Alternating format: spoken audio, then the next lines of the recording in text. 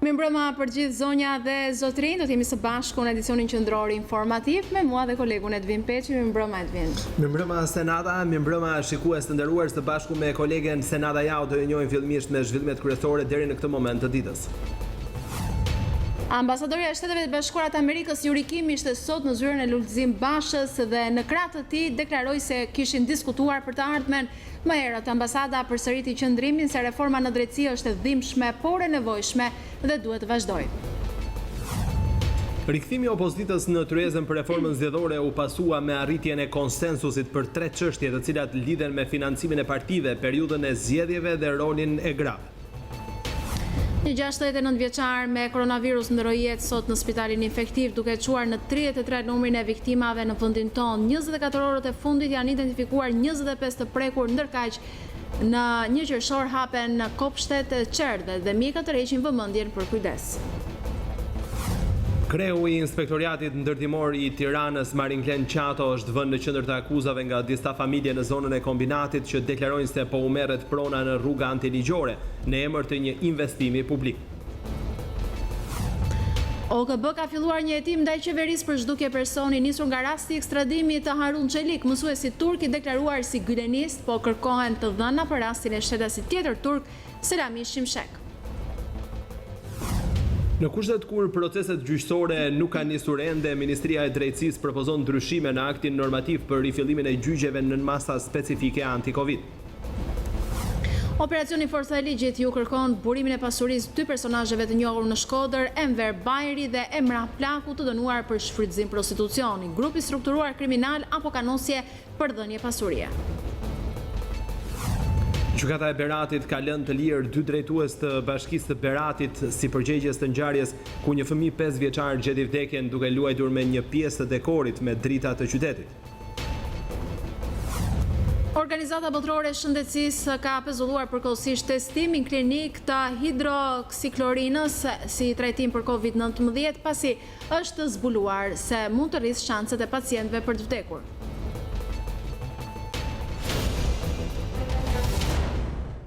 Do të vjojmë tani më gjërësisht. Ambasadorja e Shteteve të Bashkuara të Amerikës Yuri Kim ishte sot në zyrën e kreut Partisë Demokratike zotit Basha dhe në krah të tij deklaroi se kishin diskutuar për të ardhmen. Ajo tha se ndihet i inkurajuar dhe pret rezultate konkrete për reformën zgjedhore, ndërsa kryetari i PD-s tha se opozita do të bëjë gjithçka që reforma të përfundojë brenda 31 majit. Ambasadori e SBA Yuri Kim ishte këtë të martë në zyrën e Lulzim Bashës dhe në krah të tij deklaroi se kishin diskutuar për të ardhmen dhe jo për të shkuarën.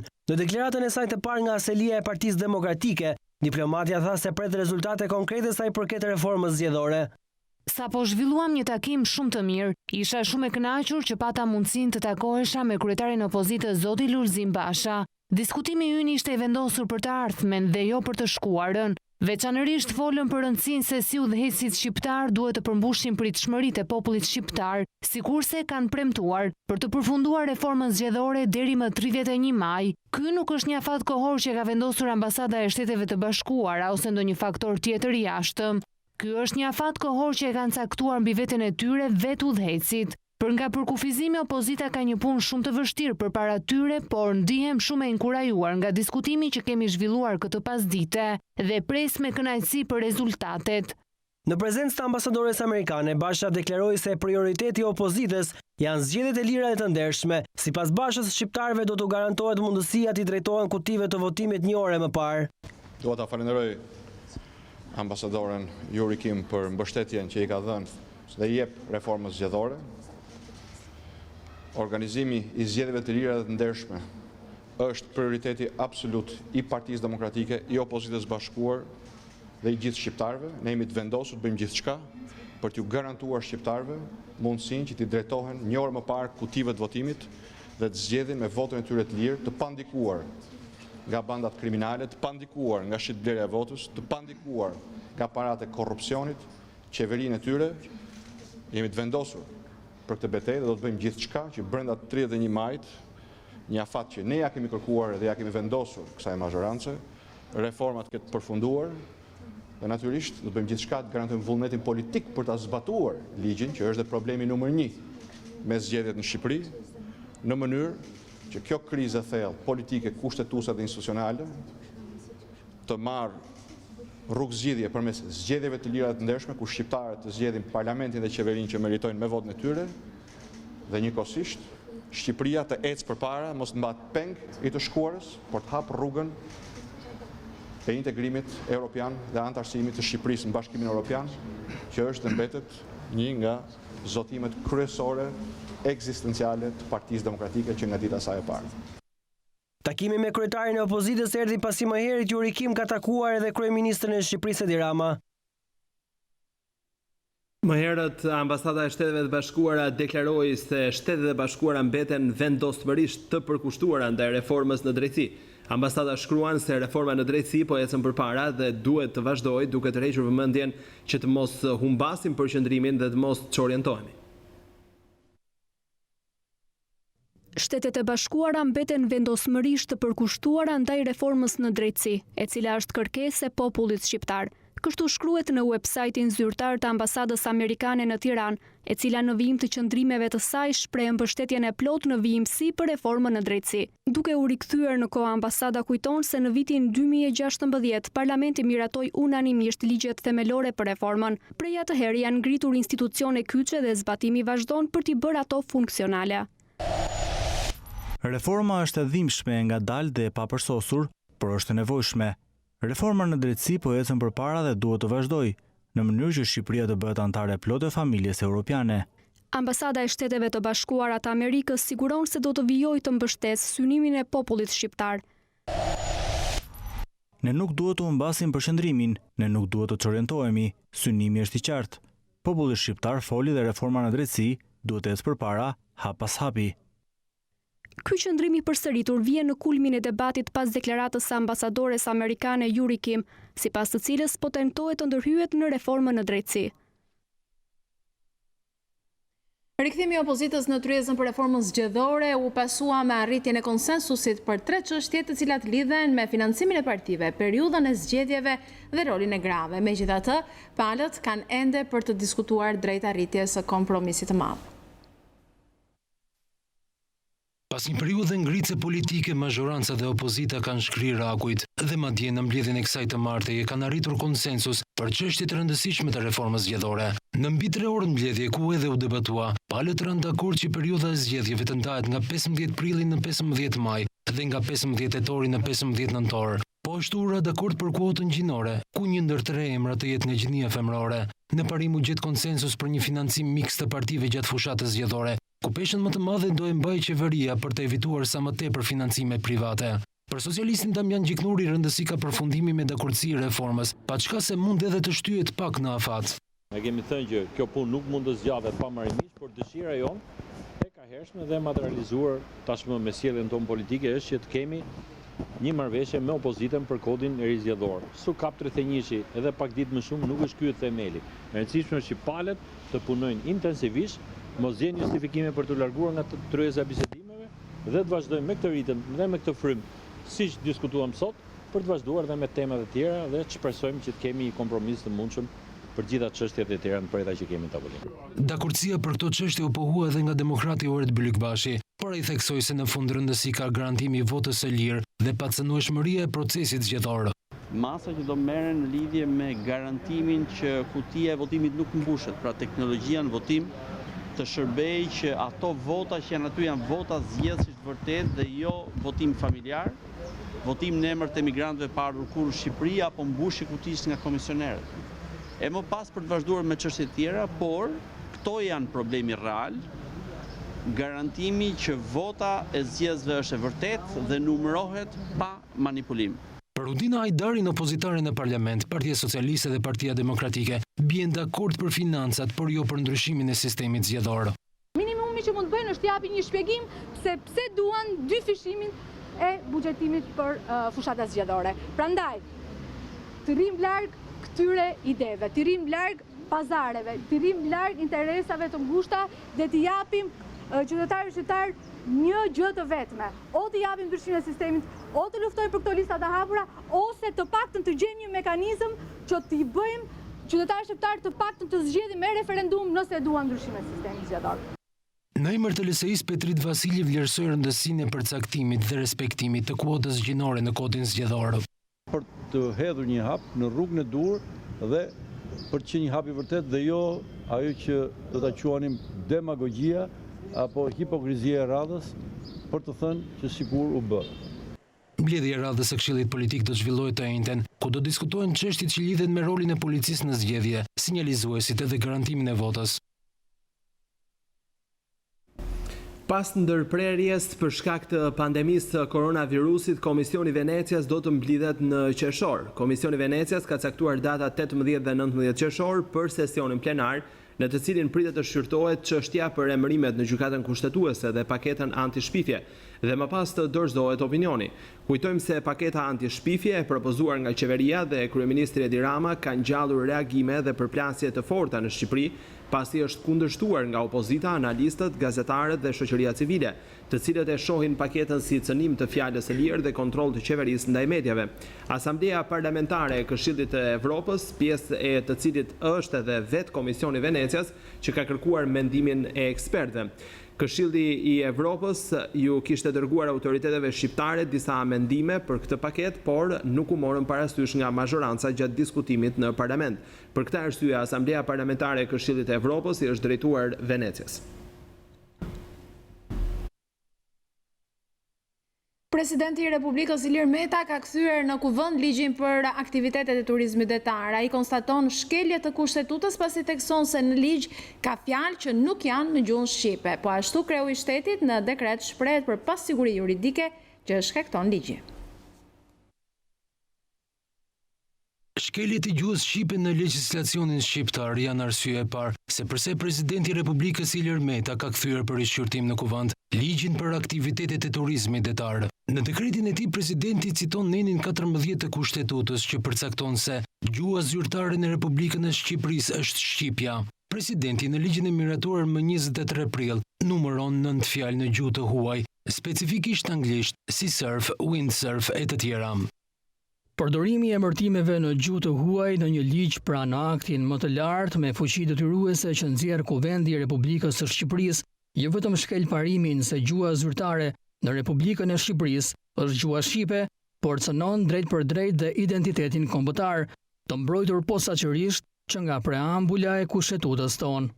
Kreu i shtetit konsideron se ka mungesë qartësie dhe krijohet një gjendje theksuar pasigurie ligjore për operatorët e veprimtarive të turizmit detar. Kjo gjendje pasigurie do t'i shoqërojë ata sepse në çdo kohë rregullat mund të ndryshojnë, aq shpesh duke arritur edhe rrezikun e trajtimit preferencial secilet nga këta operator do të mbështeten mbi kriteret subjektive që qeveria e her pas here mund të ndryshojë sipas vullnetit politik të kohës. Presidenti konstaton se ligjvendësi do duhet të përcaktonte qartë masën e gjobës për kundravajtjet administrative. Kjo dispozit ka nevojë për të qartësuar dhe për të riformuluar në koherencë me parashikimet e legjislacionit në fuqi, pasi me përmbajtjen e paqartë të saj krijon pasiguri juridike dhe rrezikon që gjatë zbatimit në praktik masat ndëshkuese administrative të aplikohen në mënyrë preferenciale ndaj operatorëve të ndryshëm që do të operojnë në këtë fushë. Por ndërsa ligji për aktivitetet e turizmit detar do të rikthehet në kuvend, kreu i shtetit dekretoi këtë të martë ligjet për lejet e mjedisit, për mbrojtjen e mjedisit dhe për pyjet.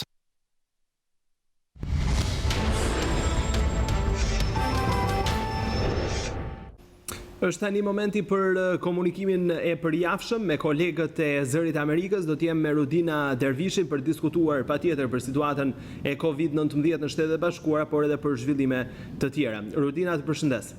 Përshëndetje Edvin. Rudina, numri të vdekurve nga COVID-19 në Shtetet e Bashkuara e ka kaluar tashmë shifrën 100.000, ndërsa shtetet po rihapin ekonomitë e tyre. Apo i respektojnë amerikanët masat e distancimit fizik dhe si po ecet me planet për rihapjen e ekonomisë atje? Po në fakt, Edvin, me lehtësimin e këtyre masave kufizuese, vizitorët mbushën plazhet në fundjavën që kaloi, që shënoi edhe fillimin e sezonit të verës këtu në Shtetet e Bashkuara. Zyrtarët po shprehin në fakt shqetësim për mosbatimin sa duhet të këtyre masave që janë të domosdoshme dhe po paralajmërojmë që është ende herët për të folur në kthim në normalitet. Duhet këshilluar amerikanët të mbajnë maska aty ku distancimi fizik është i pamundur.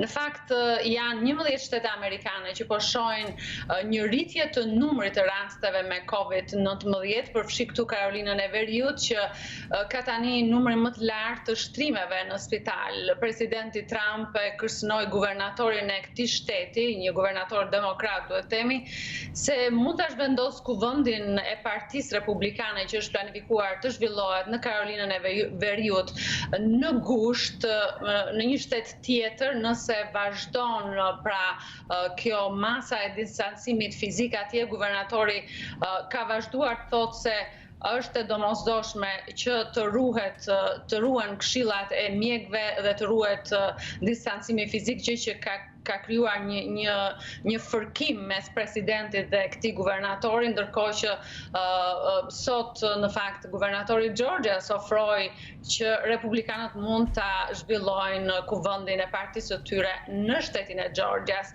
Ndërkohë presidenti Trump u bën thirrje autoriteteve shtetërore të lejojnë rihapjen e objekteve fetare, që është pritur me reagime të ndryshme. Shumë amerikanë e mbështesin vajtjen në kisha dhe në objektet e tyre fetare, ndërsa të tjerë thonë se është ende herët të hapen këto kulte.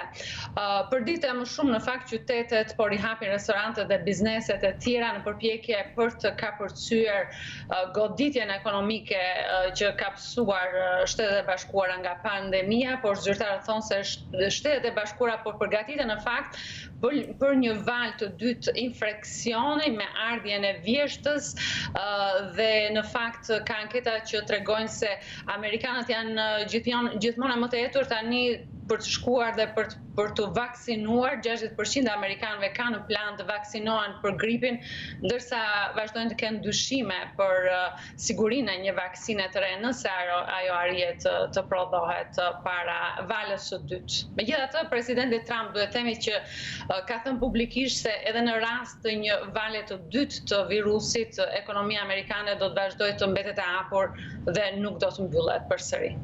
Ndërkohë, Rudina, në të tjera zhvillime, pasi Shtetet e Bashkuara me Covid apo pa Covid, paktën në situatën aktuale, do t'i drejtohen zgjedhjeve presidenciale në nëntor, Joe Biden bëri paraqitjen e tij të parë publike në më shumë se 2 muaj, ndërsa shënoi ditën e përkujtimit të rënëve dje në Amerikë. Duket se përplasjet mes dy kandidatëve presidencial po ashpërsohen aty apo jo?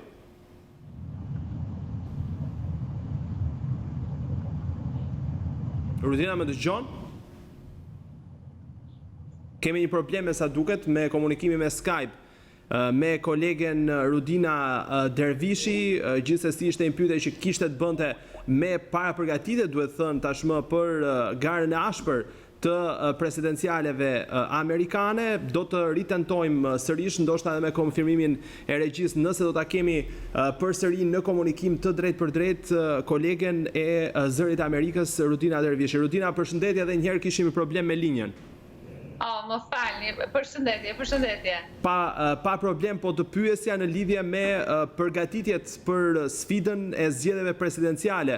Në Shtetet e Bashkuara, Joe Biden bëri paraqitjen e tij të parë publike në më shumë se 2 muaj, edhe për shkak patjetër të pandemisë, ndërsa shënoi ditën e përkujtimit të rënëve dje në Amerikë. Duket se përplasjet mes dy kandidatëve presidencial po ashpërsohen apo jo? Është shumë e vërtetë, ishte kjo paraqitja e parë e kandidatit të ardhshëm demokrat Joe Biden, që nga marsi, duhet themi, kur filloi izolimi për shkak të koronavirusit. Joe Biden kritikoi dje presidentin për qëndrimet e tij për sa i përket kujdesit shëndetësor, ndryshimeve klimatike dhe vendimin e tij për të shkuar dhe për të luajtur golf në një kohë që numri i amerikanëve të vdekur nga Covid i afrohet 100 mijit. Presidenti u ndërpërgjigj sigurisht në Twitter, duke kritikuar atë për qëndrimin e dobët ndaj Kinës dhe marrëdhënieve tregtare të Shtetet e Bashkuara me vendet e tjera.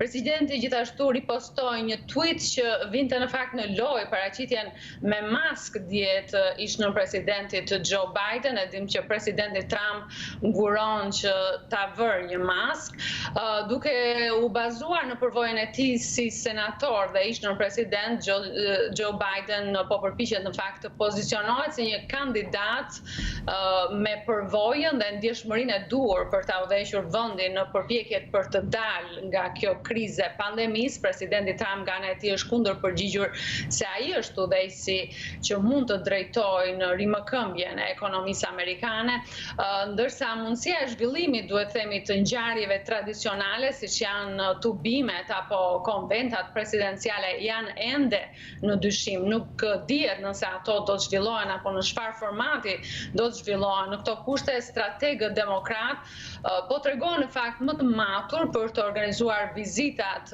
nën presidenti Joe Biden në shtetet e pavendosura amerikane, duke respektuar këshillat e ekspertëve shëndetësor, ndërsa presidenti Trump ende nuk ka filluar, duhet themi, tubimet e mëdha që janë shenja dalluese të tij apo të mënyrës se si e organizon ai fushatën presidenciale, por në fakt presidenti ka filluar të udhtojë jashtë Washingtonit, siç bëri gjatë fundjavës, duke u përpjekur të demonstrojë se vendi po e rimerr veten dhe po i kthehet normalitetit.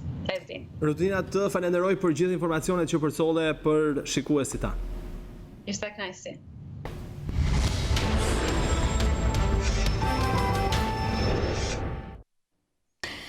Ne vjojmë me të tjera lajme. Kreu demokrat Lulzim Basha mëngjesin e kësaj të marte ka takuar bizneset që ndodhen në njësi numër 5 në kryeqytet. Rënja e konsumit ishte shqetësimi kryesor që biznesi i vogël ndau me kryedemokratin, ndërkohë që thonë se kanë aplikuar për pagën e luftës dhe ende nuk e kanë marrë atë.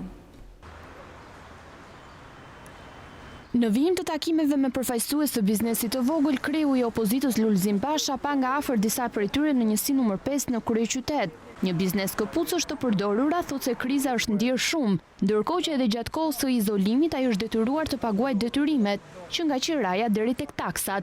Thotë se nga shteti ka marrë vetëm 260.000 lekë të vjetra ndihmë. Ne shteti këto ndihmon 260.000 lekë. Sa veta jeni familje? 6 veta mikrofoni. Si? 6 veta mikrofoni. Vetëm ti. Ti janë pa punë. Ti kom shkot në artë pa punë. Asnjë s'kem punë. Si duket xhiro si? Karo më bu xhiro. Kemë vetë lekë, kemë bu. Rënja e xhiros dhe e konsumit ishte një shqetësim tjetër i tregtarëve të fruta perimeve. Si bëhet? Dobro, gratë si me. Karato shi apo jo? Më dobro. Ke marrë ndim gjatë këtyre 2 muajve apo jo? Asgjë fare. Ju hapë keni marrë? Hapë. Sa vite ke që punon? Tani ishte. Si duket që të madhe? Po do me unë që ka qenë do. Pandemia ka godit konsumin? Gjysmë për gjysmë. Gjysmë për gjysmë. Në ndim në një gjë keni marrë? Absolutisht asnjë gjë. Çfarë ndyrë? Po 4 vjet edhe në darks. Gjatë shumë. Pa pushim? Pa pushim. Sa veta jeni familje? 6 veta. Ke njëri tjetër punë apo jo? Sa vjet që të punë? 6 veta. Si është krahasuar me një muaj? Gjysmë për gjysmë apo më pak? Më pak se gjysmë për gjysmë. Po ta dhe vetë, ka shkot ta dhe marrë. Absolutisht. Është mirë për ne, është mirë për eksport. Si po jetë? Edhe këto do të.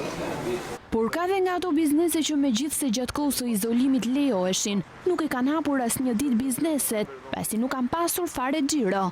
Si po jetë? Të pastroni, Sa kohë keni që keni hapur? Ka në një.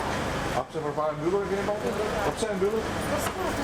S'kishte xhiro. S'ka xhiro, klientela të mbyllur, kishte lëvizje të Normal. Morë në shumë për ato apo? Jo, ma e përmajo. Asgjë fare? Jo. Ke aplikuar? Kam aplikuar për të dalë nga fundjavës tonë. Interesova ke banka, tonë për të përdi mesazhe shumë. Me qera besoj ke? Jo, unë jam punëtore. Po, dyqani është me qera apo shqipronave? Jo, shqipronave, biznesi. Sa njerëz jeni gjithë? 3. Po restoranti mbyllur dhe sigurisht. Në xhiro ka shkuar. Po i thotë 2 muaj me çfarë para që i mbajtur apo ju kanë diçka pronave? Jo, fajuar, më saktë. Panorama që konstaton kryetari i opozitës është e njëjtë në të gjitha bizneset e kësaj zone, që megjithse ndodhet në një nga qendrat më të populluara, po vuan rënd krizën. Konfindustria i kërkon qeverisë të hapë të gjitha bizneset para 1 qershorit. Sipas Konfindustrias, Shqipëria renditet vendi i fundit i lehtësimit të masave shtrënguese. Kjo situatë po i shkakton buxhetit të shtetit një dëm që përllogaritet në $2 miliardë. Teksa qeveria ka njoftuar hapjen e kufive toksor në 1 qershor duke lejuar në këtë datë edhe plazhet në hotele. Konfindustria i kërkon ekzekutivit rikthimin në normalitet të gjitha bizneseve dhe shërbimeve përpara afatit kohor të përcaktuar, duke rinditur Shqipërinë si vendin e fundit të lehtësimit të masave shtrënguese. Kreu i Konfindustrisë thotë se vendet të tjera janë shumë më përpara në rikthimin në normalitet. Shqipëria, pavarësisht se nuk ishte asnjë pasojë nga pandemia globale COVID-19, është vendi i fundit në lehtësimin e masave shtrënguese. Të gjitha vendet historike të BE-s që u prekën me 10 herë më rënd se sa Shqipëria nga kriza shëndetësore, zbatuan masa shumë herë më të lehta izolimi dhe njëkohësisht janë shumë më përpara në rikthimin në normalitet. E njëjta gjendje është edhe në vendet e rajonit, që praktikisht janë rikthyer në normalitet të plotë. Vonesat e rikthimit në normalitet të lëvizjes së qytetarëve dhe aktivitetit të bizneseve, sipas Konfindustrisë, kanë shkaktuar një dëm të rënd financiar buxhetit të shtetit deri në $2 miliardë.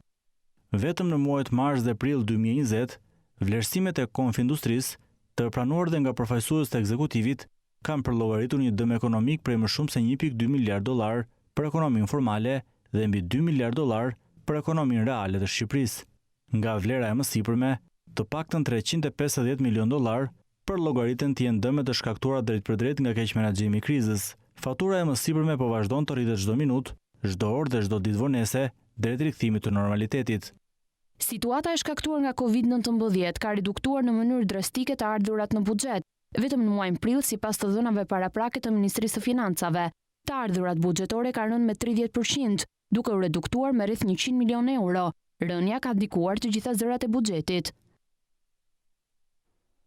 Sapo deputeti Myslim Murrizi mori drejtimin e grupit parlamentar demokrat, është rritur me 2 numri deputetëve që janë bërë pjesë në këtë grupim. Burimet bëjnë të ditur se Artur Roshi, kryetari i Ballit Kombëtar Demokrat dhe Besnik Troplini, që vjen nga lista shumë emërore e PD-s, janë bashkuar grupit parlamentar demokrat.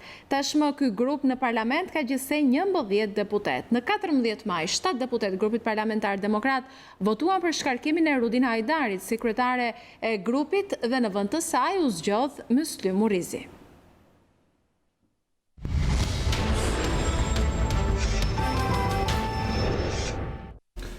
Një 69 vjeçari prekur nga koronavirusi ndroi jetë mëngjesin e sotëm në spitalin infektiv, duke e çuar në 33 numrin e viktimave në vendin tonë. 24 orët e fundit janë identifikuar 25 të prekur, kryesisht në një call center në Tiranë. Në spital janë shtruar 17 pacient, nga të cilët 3 janë në terapi intensive.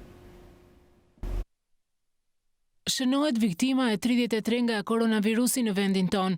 Mëngjesin e kësaj të marte ka ndërruar jetë një pacient 69 vjeçar nga Tirana, me inicialet SK, i cili po trajtohej në terapi intensive në spitalin infektiv. Në 24 orët e fundit ka pasur një rritje të numrit të prekurve, kryesisht në kryeqytet. Që nga fillimi i epidemisë, 33 qytetar e kanë humbur betejën me COVID-19. Në 24 orët e fundit ka një rritje të numrit të prekurve, të lidhura me kontakte të rasteve të mëparshme pozitiv, por edhe vatra të reja në Tiranë. Janë testuar 173 qytetarë si të dyshuar të prekur me COVID-19 dhe janë konfirmuar 25 raste pozitive. Më konkretisht, janë 24 të prekur në Tiranë dhe 1 në Durrës, pjesa më e madhe me shenja klinike të sëmundjes. Ndër rastet e reja, janë 15 të prekur në një call center, kontaktet të një rasti pozitiv të identifikuar 2 ditë më parë. Ministria e Shëndetësisë bën të ditur se gjatë 24 orëve të fundit ka patur shtrime të reja në spitalin infektiv. Kemi sërish shtrime të reja në spitalin infektiv, ku aktualisht po trajtohen 17 pacient dhe 3 prej tyre janë në terapi intensive. Aktualisht në vendin ton janë 193 persona aktiv me COVID-19, kryesisht në Tiranë, Durrës, Krujë dhe Shkodër. Nga fillimi i epidemisë, janë kryer mbi 14.500 testime molekulare dhe serologjike, ndërsa numri i rasteve të konfirmuar pozitiv në gjithë vendin është 1029. Prej tyre, rreth 78% janë të shëruar. Ministria e Shëndetësisë fton qytetarët të tregojnë të kujdesshëm, duke respektuar distancimin fizik dhe higjienën vetjake. Komiteti Teknik i Ekspertëve ka vendosur që më 1 qershor të hapen kopshtet dhe çerdhet. Ministria e Shëndetësisë Ogerta Manastirliu kërkoi që të zbatohen rreptësisht protokollet e sigurisë, pasi sipas saj janë baza për ruajtjen e shëndetit të popullatës. Më 1 qershor hapen kopshtet dhe çerdhet në të gjithë vendin. Vendimi u mor gjatë mbledhjes së Komitetit Teknik të Ekspertëve. Ministra e Shëndetësisë Ogerta Manastirliu deklaroi se protokollet e sigurisë duhet të zbatohen rreptësisht pasi janë baza për ruajtjen e shëndetit të popullatës. Strategjia e hapjes do të vijojë sipas fazave që ne kemi vendosur, do të vijojë me hapjen e çerdheve dhe kopshteve nga data 1 qershor, ku protokolli për sa i përket masave të sigurisë është miratuar dhe është shpërndar për të parë përgatitur për datën 1 qershor. Sipas urdhrit për masa ndaj Covid që duhet të ndërmarrin kopshtet dhe çerdhet, parashikohen rregulla strikte që duhet të ndiqen nga institucionet, si dhe prindërit të cilët shoqërojnë fëmijët për në çerdhe apo kopshte. Në hyrje të institucioneve do vendosen dezinfektant ku përdoren nga fëmijët kur hyjnë dhe dalin. Fëmia shoqërohet nga njëri prind i cili qëndron në distancë 1,5 metra nga prindërit e tjerë për të dorëzuar fëmijën tek personeli. Rekomandohet që sjellja apo marrja e fëmijëve të bëhet nga prindi dhe jo nga gjyshërit. Rekomandohet që fëmijët e një grupi të qëndrojnë në një sallë çdo ditë dhe me të njëjtën edukatore, ndërsa lojrat mes tyre të organizohen në mënyrë që të respektohet distancimi social dhe të dezinfektohen lodrat e përdorura. Stafi mjekësor ma temperaturën për fëmijët dhe personelin e institucioneve, gjithashtu angazhohet për mbajtjen e higjienës së fëmijëve dhe vëren gjendjen e tyre shëndetësore. Punonjësit e kuzhinës duhet të jenë pajisur me maskë dhe të mbajnë higjienë gjatë përgatitjes së ushqimit për fëmijë. Prindërit plotësojnë një formular ditor për gjendjen shëndetësore të fëmijës dhe nuk lejohet të hyjnë në ambientet e brendshme të institucionit.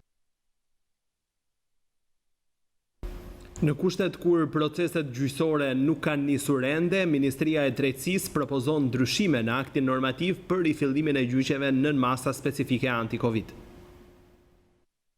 Në kohën kur vendi përgatitet për të dalë plotësisht nga izolimi, ku hyri për shkak të përhapjes së Covid-19, gjyqësori vijon ende të jetë në karantinë. Në të gjitha gjykatat në vend shqyrtohen vetëm çështje emergjente, sikurse parashikon akti normativ që u miratua në muajin mars për shkak të pandemisë. News24 zbuloi se Ministria e Drejtësisë ka gati një tjetër akt normativ që do të mundsojë rifillimin e veprimtarisë gjyqësore. Në nenin 1 të këtij akti parashikohet se gjatë kozgjatjes së gjendjes së epidemisë të shkaktuar nga Covid-19, gjykata do të zhvillojnë seansa gjyqësore, duke zbatuar masa specifike për zhvillimin e proceseve.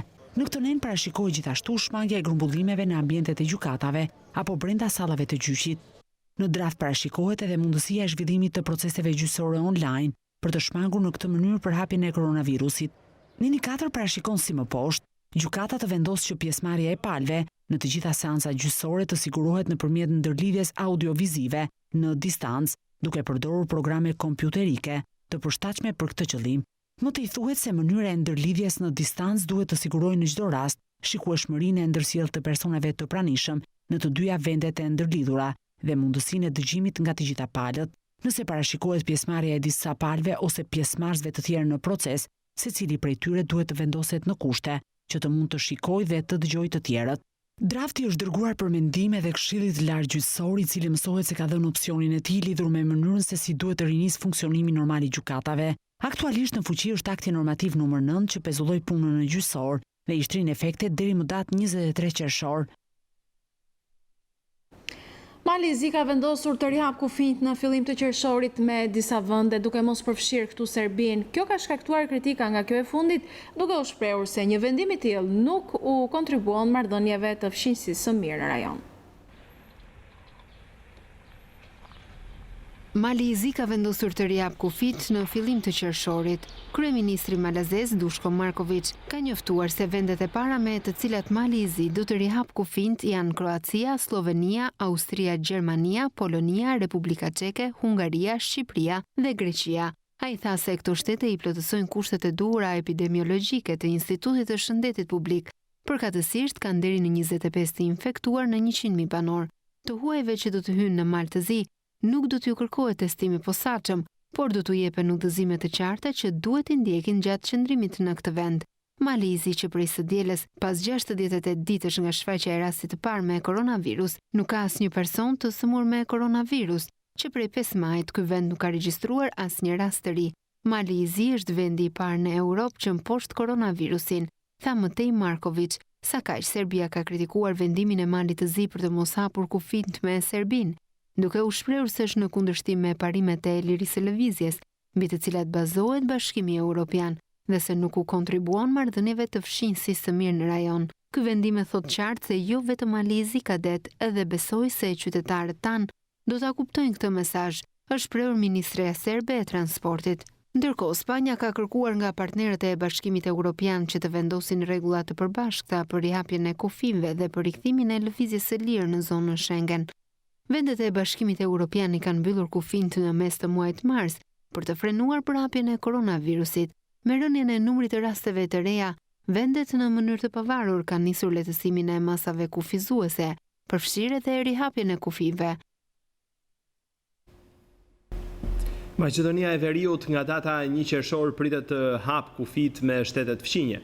Kështu propozdoi Komisioni për sëmundje infektive në mbledhjen e së martës, ku propozua edhe heqja e orës policore, si edhe hapja e restoranteve dhe kafeneve.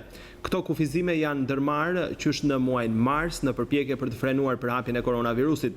Hapja e lokaleve të gastronomisë u tha se gjithashtu do të bëhet në përputhje me protokollet e Ministrisë të Shëndetësisë, ruajtjen e distancës fizike apo përgjysmimin e kapaciteteve të objekteve.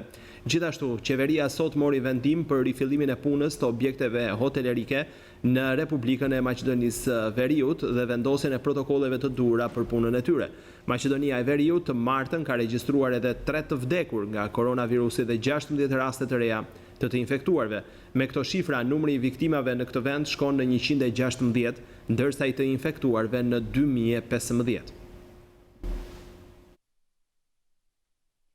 Organizata Botërore e Shëndetësisë ka pezulluar përkohësisht testimin klinik të hidroksiklorinës si trajtim për COVID-19. Vendimi u mor pas një publikimi në revistën mjekësore The Lancet, ku thuhej se përdorimi i ilaçit të pacientët mund të rrisë shanset e tyre për të vdekur. Organizata Botërore e Shëndetësisë ka bërë të ditur se ka pezulluar përkohësisht testimin klinik të hidroksiklorokinës si një trajtim të mundshëm për koronavirusin COVID-19.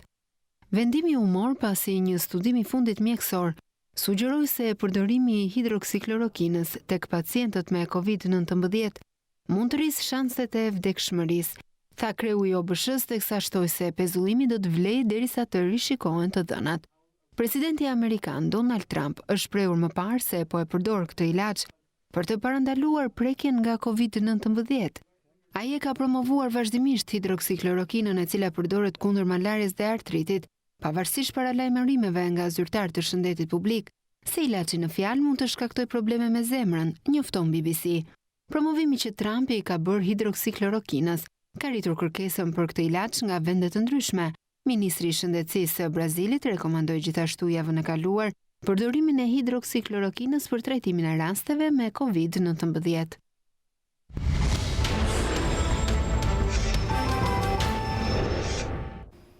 Kreu i Inspektoratit Ndërtimor Tiranë, Marinklen Qato, është vënë në qendër të akuzave nga disa familje në zonën e kombinatit që deklarojnë se po u merret prona në rruga antiligjore në emër të një investimi publik. Një prej banorëve të prekur tha se ka kallëzuar penalisht Qaton në prokurori.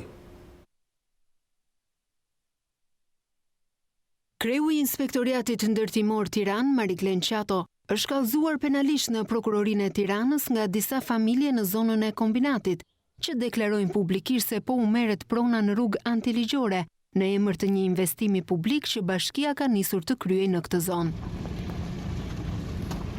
Në një intervistë për News24, Ergys Çullhaj, përfaqësuesi një prej familjeve të prekura, thot se ka 5 muaj që Inspektorati Ndërtimor Vendor me në krye Marinklen Qaton po u bën presion të hapur familjeve për të liruar hapësirën private të ligjëruar me certifikat pronësie, duke i ndëshkuar me gjob në vlerë 5 milion lek. Kto nuk kanë sjell as vendim shpronësimi, as gjë. Kanë ardhur 3 inspektor, na kanë vënë dhe një gjob 5 milion lek për kundërshtim. Se kuptoj këtë, nuk e di pse e kanë vënë, ndërtim pa leje.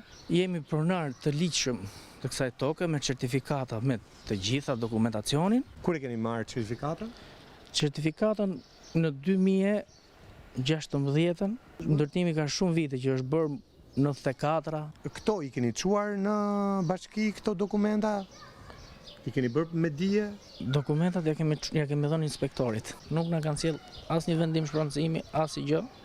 Thjesht erdhën më të irrituar me na vendos gjobën. Kemi bërë dhe kallëzim penal për zotin drejtor Mariglen Qato. Sipas banorëve, IMT-ja e Bashkisë Tiranë po vepron në shkelje flagrante të ligjit për shpronësimet në funksion të investimeve publike, duke mbajtur të fshetë projektin e detajuar të rrugës së re, piketat se deri ku do të shtrihet gjurma e rrugës dhe më kryesorja, mungesën e vendimit të shpronësimit për ta ankimuar ose jo në gjykat. Nuk bllokojmë ne projektet e Bashkisë Tiranës, por thjesht kërkojmë një vendim shpronësimi.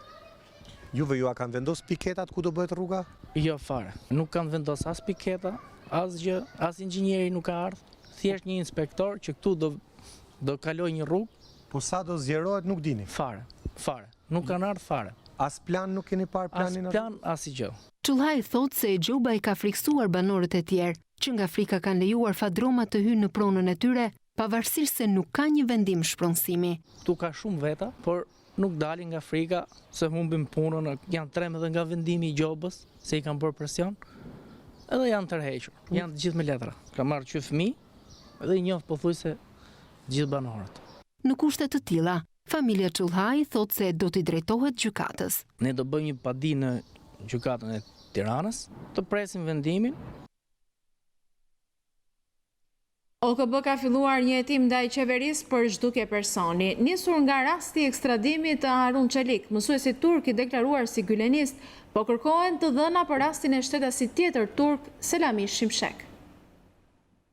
Më 20 mars të këtij viti, 5 komisionerë të lartë të Organizatës së Kombeve të Bashkuara janë drejtuar me disa pyetje e qeverisë shqiptare, të cilën po e hetojnë për akuzat e rënda, rrëmbim dhe zhdukje personi, që dyshohen se kanë ndodhur në rastin e shtetasve turq Harun Çelik dhe Selami Shimshek, të njohur si mbështetës së lëvizjes Gülen, grupi punës i OKB-s kundër zhdukjeve me forcë, grupi punës mbi ndalimet arbitrare, raportuesi i posaçëm për të drejtat e migrantëve, raportuesi i posaçëm mbi nxitjen dhe mbrojtjen e të drejtave të njerëzit në luftën kundër terrorizmit dhe raportuesi i posaçëm kundër torturës kërkoi një informacion urgjent mbi zhdukjen me forcë dhe dëbimin e Harun Çelik në Turqi më 1 janar 2020 dhe rrezikun që ekziston për zhdukjen e Selami Shimshek dhe dëbimin e tij të paligjshëm drejt Turqisë. Mësuesi Harun Çelik u arrestua në Shqipëri në korrik 2019 në Rinas, teksa tentoi të largohej nga vendi me një vizë kanadeze të falsifikuar. Ai u dënua me 6 muaj për falsifikim dokumentash dhe ndërsa priste të rifitonte lirinë të niste procedurat e azilit, ai u rrëmbye dhe u ekstradua drejt Turqisë. Për rastin në fjalë, qeveria shqiptare është e dyshuar për veprën penale të rrëmbimit, ndaj raportuesit kërkojnë prej saj informacion shtesë dhe çdo koment mbi akuzat për zhdukjen me forcë dhe shkeljet e rënda të drejtave të shtetasve turq. Pa u sqaruar ende e plot çështja Harun Çelik, rasti i mikut të tij Selami Shimshek tërhoqi vëmendjen, i arrestuar në të njëjtën ditë me Çelik teksa tentoi të udhëtonte drejt Kanadas me vizë të falsifikuar. Selami Shimshek qëndroi në paraburgim deri më 9 mars, pasi përfundoi dënimin e drejtësisë për akuzën e falsifikimit. Shimshek nuk u lirua, por autoritetet policore e sorollatën orë të tëra dhe e mbajtën të bllokuar tek Ministria e Brendshme, derisa ju dërguar në një qendër azilkërkimi. Për rastin e Selami Shimshek, komisionerët e OKB-s kërkojnë informacion mbi statusin aktual të procesit të aplikimit të tij për azil politik dhe mbrojtjen dorëkombëtare.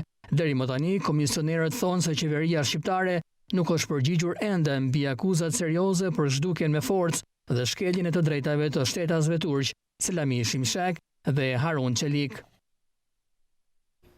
Komisioni i jashtëm i vlerësimit ka konfirmuar në detyrë komandantin e Gardës së Republikës Gramos Sako.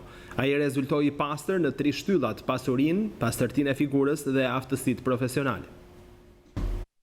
Në përfundim të këtij procesi të vlerësimit, trupa e vlerësimit vendosi konfirmimin në detyrë të subjektit të vlerësimit Gramos Sako me funksion komandanti i Gardës së Republikës së Shqipërisë. Komandanti i Gardës Gramos Sako ka marrë konfirmimin në detyrë nga Komisioni i Jashtëm i Vlerësimit. Sako ju nënshtrua këtë të martë procesit të vettingut, prej ku rezultoi i pastër në 3 shtyllat: pasurinë, pastërtinë e figurës dhe aftësitë profesionale.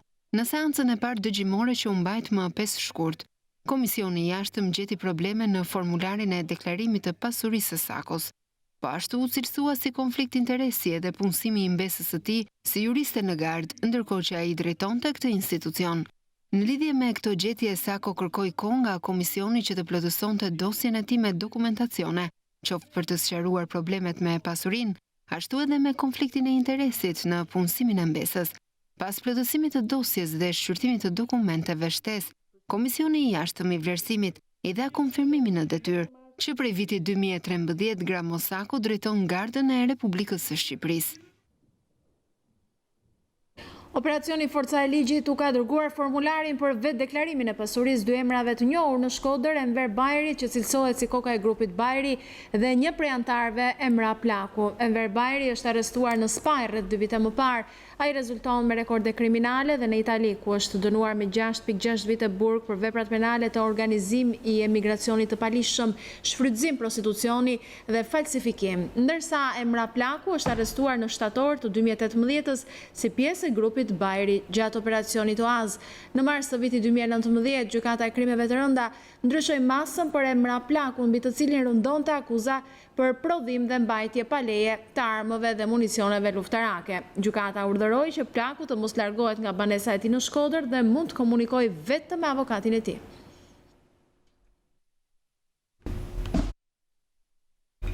Gjykata e Beratit ka lënë të lirë 2 drejtues të Bashkisë Berat si përgjegjës të ngjarjes ku një fëmijë 5 vjeçar gjeti vdekjen duke luajtur me një pjesë të dekorit me drita të qytetit. Drejtori i shërbimeve publike në Bashkinë e Beratit, Poli Ekonomi, dhe përgjegjësi i ndriçimit publik Lazar Hoxholli u lanë të lirë në masën detyrim paraqitje nga Gjykata e Beratit. Poli Ekonomi dhe Lazar Hoxholli u arrestuan nga policia si përgjegjës për ngjarjen e rëndë, ndërkohë që 4 elektricistë të bashkisë u proceduan në gjendje të lirë. 5 vjeçari, pjesë e komunitetit rom, ishte duke luajtur në tunelin me drita, pjesë e dekorit të bashkisë për festat e fundvitit, ku ranë në kontakt me rrymën elektrike të disa telave të zhveshur të tunelit dhe përpasoi ndroi jetë.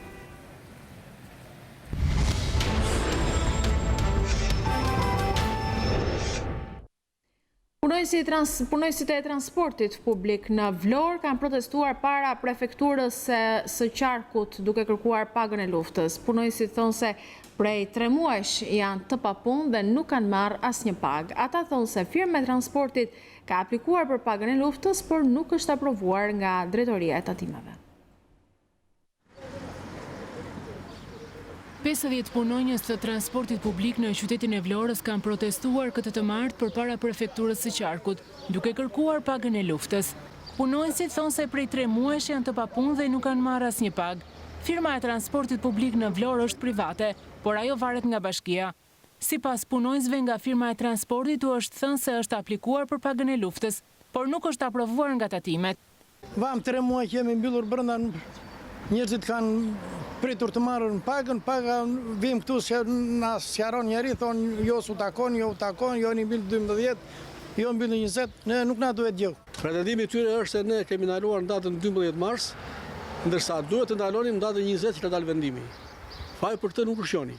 Kush është fajtor, le të mbaj përgjegjësi për të. Ne duam pagën që na radhën qeveria, se radhën as drejtoria të atimeve, as ai drejtori jon. Jemi akoma pa punë dhe s'marrim asnjë pagë. Duam të dimë personat që janë përgjegjës për këtë punë, për pagën tonë të mbajnë përgjegjësi. U lutem shumë shtetit vërdor mbi ta. Prej muajit mars, transporti publik vijon të jetë i mbyllur për shkak të situatës së pandemisë nga Covid-19. 6 muaj pas tërmetit shkatrues të 26 nëntorit, banorët e Durrësit vijojnë të enden dyerve të institucioneve pasi nuk kanë përgjigje përfundimtare për banesat e tyre. Banorët e lagjeve të prekura nga tërmeti u mblodhën këtë të martë para Bashkisë të Durrësit në shenjë proteste për banesat e tyre, për të cilat ende nuk e dinë nëse ato do të rikonstruktohen apo rindërtohen. Procesi i rindërtimit nga tërmeti 26 nëntorit nuk ka nisur ende në Durrës, 6 muaj pasi ky tërmet shkaktoi qindra banesa të dala jashtë funksioni në Durrës. Janë 10 në mos qindra banor në Durrës, të cilët janë dynur përpara Bashkisë së Qytetit duke kërkuar rekonstruksionin apo zgjidhje për problemin e tyre të strehimit. Janë banor nga lagje të ndryshme të qytetit, duke nisur nga lagja numër 5, e cila pati një numër shumë të madh pallatesh të dëmtuar, nga lagja numër 17 ku ka 2 prej komplekseve të banimit më të mëdha në qytetin e Durrësit me rreth 400 familje të cilat i kanë braktisur banesat e tyre, të cilët kërkojnë një zgjidhje nga Bashkia e Durrësit. Ne jemi një pallat afër në Kënet. Pallati ka dëmtime të lehta, ndërsa banesa ime është dëmtuar, janë çar muret. Kur erdhën inxhinierët e Institutit Ndërtimeve, më thanë që këto mure duhen hequr dhe duhen vendosur mure të rinj. Ndërsa, se kush ka ardhur dhe ka parë që ne nuk dim gjë, na kanë nxjerr pallatit banushëm. Edhe nuk kemi përfituar, po bëj 5 muaj qëri me qera dhe po i paguajmë nga xhepi. Kryetaria e bashkisë nuk na priti përpos kërkesave tona, për kërkimi informacioni, dokumentacioni dhe hapa ligjore nuk kemi marrë asnjë përgjigje. Mu pritëm nga nënkryetari i bashkisë, i cili na theksoi faktin që pranë Bashkisë Durrës nuk ka ardhur akti i thelluar, akt ekspertiza e thelluar. Ne kërkojmë e para siguri për jetët tona, sepse kemi një akt ekspertimi ku thot që ky objekt riparohet, pra është e mundur të riparohet, por theksohet qartazi që ata japin thjesht një opinion. Pra nuk mbajnë përgjegjësi për atë që thonë. Nënkryetari i Bashkisë së Durrësit Arbër Braho ka sqaruar se për fazat e mëtejshme të rindërtimit do të jetë Bashkia ose Instituti i Ndërtimit që do të përzgjidhë inxhinierët për hartimin e projektit, që do të zbatohet në pallatet e dëmtuara me shkallën DS4. Është garantuar nga projekti i rindërtimit, pra në Ministrisë së Rindërtimit, që merret drejt për drejt me këtë proces, shpenzimet për projekt preventivat, i cili ky pallat ka nevojë që të kryhet, do të realizohet o nga Bashkia ose nga Instituti i Ndërtimit, me anë të inxhinierëve të tyre, sepse Bashkia nuk i disponon inxhinierët e nevojshëm për të kryer këtë akt preventiv.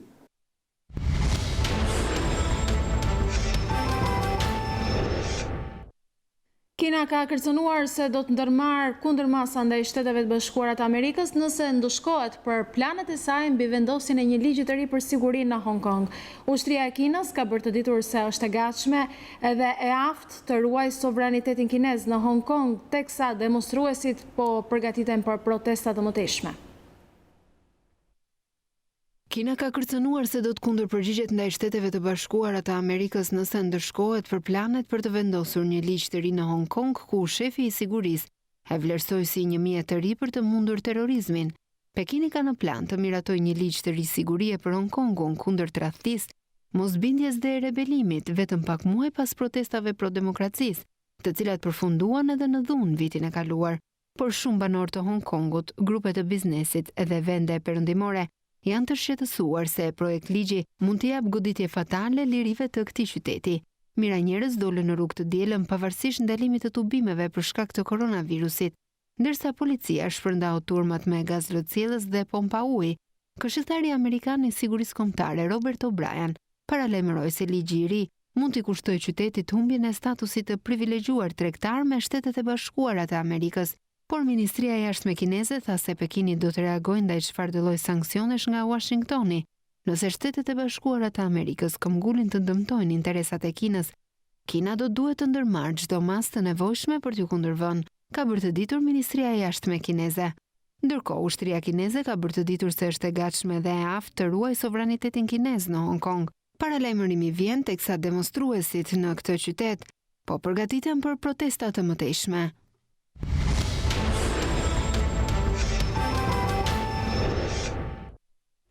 Galeria Kombëtare e Arteve është rihapur pas 2 muajsh pezullimit të aktiviteteve kulturore. Ndonse më pak vizitorë për shkak të kufizimeve, 2 ekspozita janë në proces me vepra të fundit. E mbyllur për më shumë se 2 muaj prej pandemisë, Galeria Kombëtare e Arteve ka rihapur dyert me orar të shkurtuar nga ora 10 deri në orën 16 deri në një urdhër të dytë. Ndalimi i fluturimeve dhe kufizimet e orareve për qytetarët kanë bërë që vizitorët të jenë të pakët.